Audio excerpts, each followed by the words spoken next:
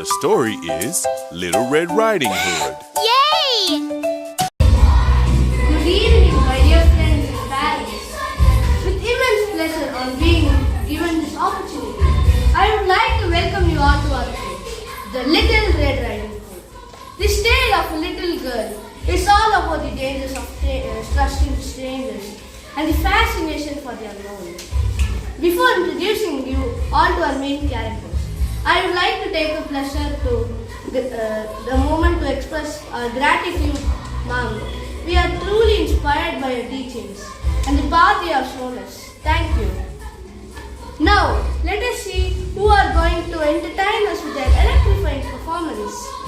Mritya and Dakshita will be playing the role of rabbit sisters.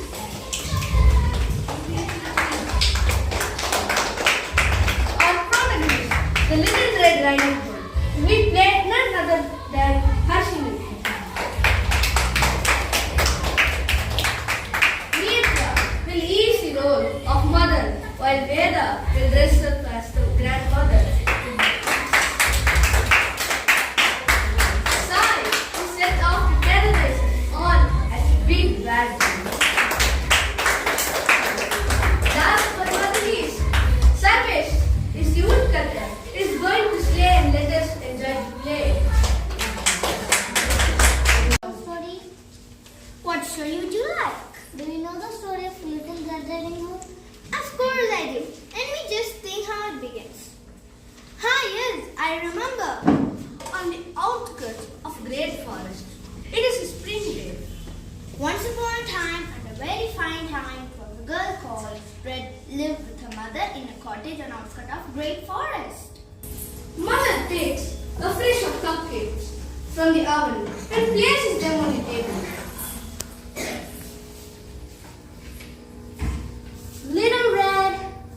Little Red, time to get up. Come in, Mother. Mother looks up at the clock. It's noon and taps her foot angrily.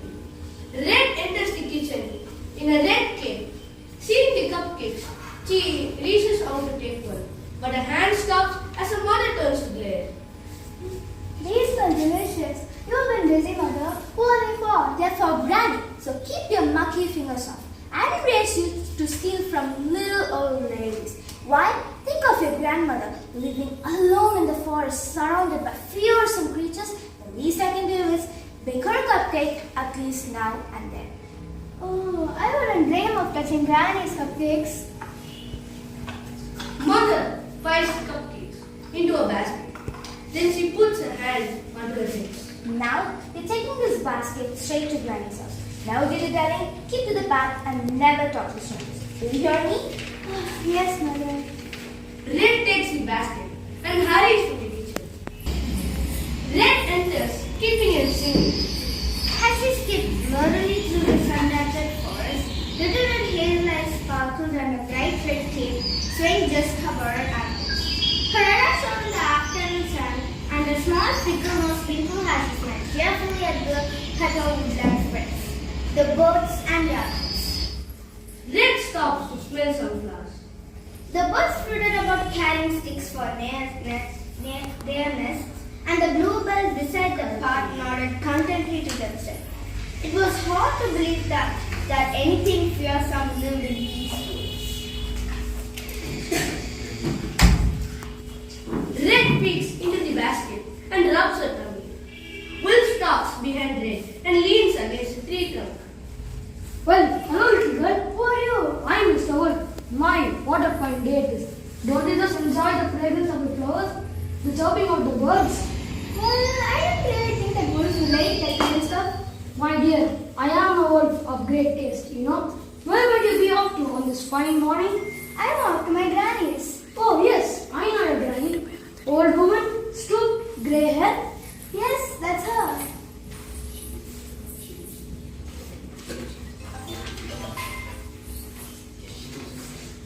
Yes, she lives in a Wooden cottage. yes, not next to The wooden house is a tree. not far from the Stream. yes. Red was impressed. Mr. Wolf must have visited Granny many times to remember so much about it. Wolf smiles. batch of cupcakes, but oh, they smell so good. I know that feeling. After all, I haven't had any breakfast yet. Well, why don't we stop for a picnic? There's a lovely spot right over there. Well, these are for grannies, and Mother told me not to dilly dally or to leave the path. Well, that lane is quite safe.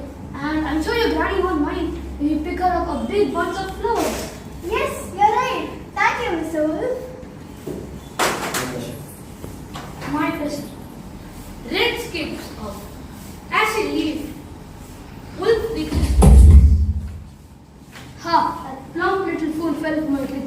Now it's time for me to race to the wooden cottage, not far from the horse chestnut tree, not far from the stream. I'm getting double helpings today. Wolf stops off. Granny's cottage in the woods. Granny sits in the rocking chair knitting. After Wolf raced along the path to the wooden cottage next to the pasture tree, not far from the sheep, belly rubble green. Wolf catches up to the cottage door on tiptoes, knocks 3 times. Who is it? It's me, Granny. It's your granddaughter. The door is unlocked, dear. Wolf lifts the latch and throws open the door and leaps at Granny. We really ate her. Wolf puts on his nightcap and nightgown. He leaps into the beds and pulls the quilt over his mouth. After polishing off 3 cupcakes, we had gathered a huge bunch of flowers and tucked them into a basket and carried her on the path. Soon she skidded through a stall outside the door. Red runs to the door and knocks 3 times. Who is it? It's me, Granny. It's your granddaughter. Come in, dear. The door's unlocked.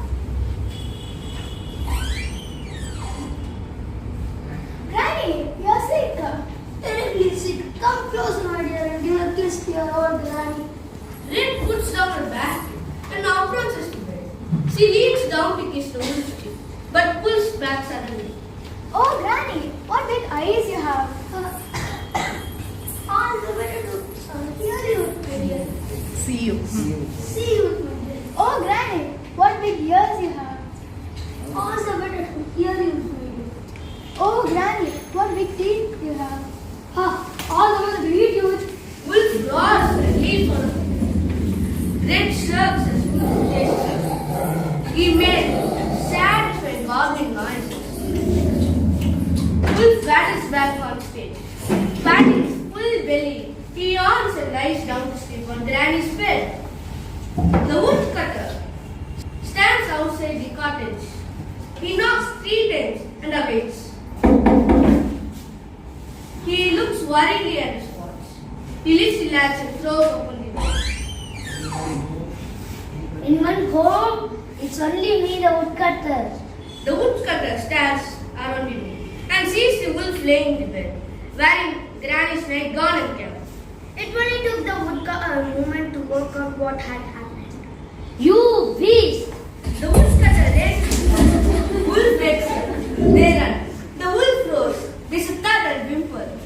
What was the thundering sound? The woodcutter switched up his axe and sliced the belly's open. Once Red and Granny were free, they filled his belly with the heavy rocks and stitched him up. Rocks? Well, they had to make sure that he didn't try to gobble anybody else. The woodcutter enters the cottage with Granny and Red.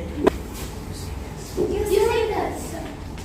Wolf limps back into the street, rubbing his filled mouth. The stones rattle inside him. How will I eat? The whole forest will hear me coming. That will teach you not to eat an old lady. Now we be off and don't come back again. Wolf hurries to the door and hobbles out of the cottage without a second glance. What I want to know is how on earth did you find you? Well, I met him in the forest. But Red, isn't your mother told not to talk to strangers? Well, Mother tells me all sorts of things. Not to dilly-dally, not to leave the path. I don't know what she thinks might happen. Perhaps she thinks that you were eaten by a wolf. Oh, I suppose she might have a point. Oh, Granny, I almost forgot. Mother sent me you a batch of cupcakes. Red fetches the basket of cupcakes. So Granny boiled the kettle, and between them, Granny and the woodcutter ate up the delicious cupcake what Red's mother had baked. And they all lived happily ever after. Red Granny and the woodcutter ate the cupcakes and sipped tea inside the cupcakes. The end. That was a captivating performance. The play was truly impressive, and each and every one of you was acting was breathtaking, bringing the characters to life with such perfection. Thank you, folks. This is Kishan signing off with few takeaways from the fairy tale. Kindly do not ignore parental advice. Appearance can be deceiving. When in dire situation, do not give up. Thank you.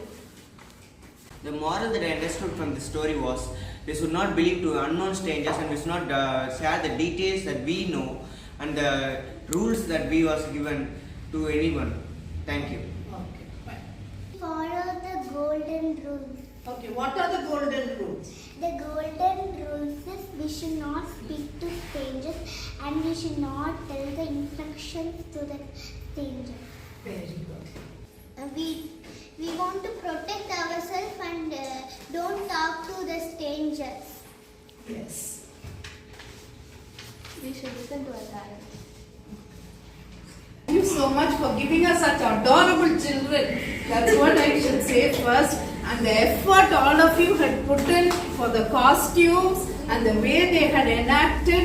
எனக்கு வந்து வேலையே இல்லை actually to tell you all the truth because you had taken over the whole thing. Thank you so much for all the effort. This is just the first time actually in you we are having a little play. We have just tried it and I feel we can do many more. Definitely all the children will get a chance to participate. This is just the beginning. Celebration will continue. The amazing narrator.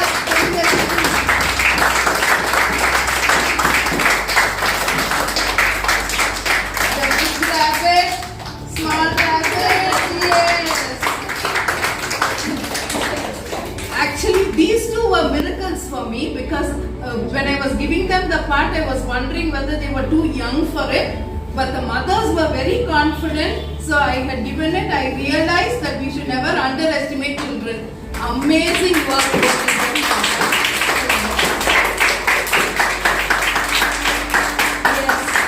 Next we have Little Red Riding Hood. Harshini, excellent.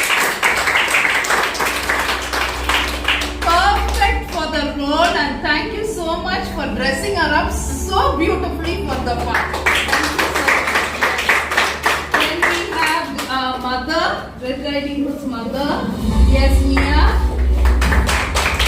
More than Nia, Nia's mummy puts in a lot of effort and the pronunciation and the acting shows excellent. So, why is my mother getting the credit when I was the one doing it? Okay, fine. Then we have grandmother.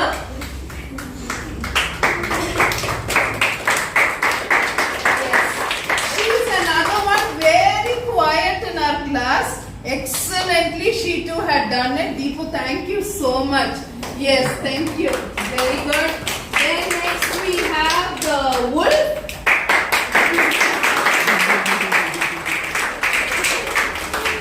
I think he had a beautiful part where he could really dress up and show himself very well. Acting was excellent. Right from the beginning, Sai was an amazing character.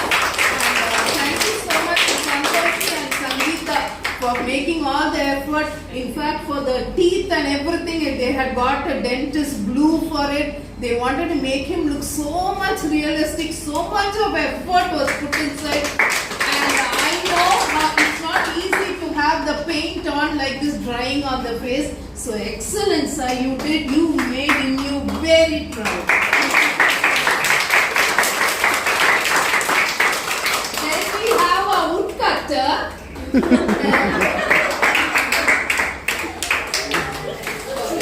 He was the cutest and the naughtiest woodcutter. So it was amazing. And Aishu, I know he would have been a handful for you. get him to do this because I saw how much he can. So very good, very good. Anyway, he did a good job. Good. Then thanks for the flowers, the Jesslyn, Yashvita and Charvik. Please come here. Thank you so much.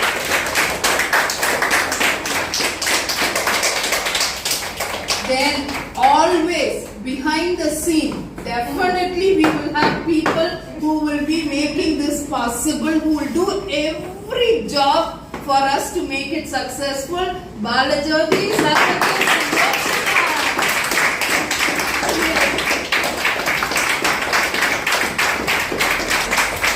Balajyoti was there to do the prompt for us.